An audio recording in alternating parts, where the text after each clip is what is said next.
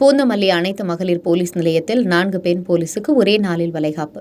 பூந்தமல்லி அனைத்து மகளிர் போலீஸ் நிலையத்தில் பணிபுரிந்து வரும் 4 பெண் போலீஸ் கர்ப்பமாக உள்ள நிலையில் அவர்கள் பிரசவத்திற்காக மருத்துவ விடுமுறையில் தங்களது சொந்த வீடுகளுக்கு செல்ல உள்ள நிலையில் போலீஸ் நிலையத்தில் பணிபுரிந்ததால் அவர்களுக்கு வளைகாப்பு நடத்த பூந்தமல்லி அனைத்து மகளிர் இன்ஸ்பெக்டர் இந்திராணி முடிவு செய்தார்.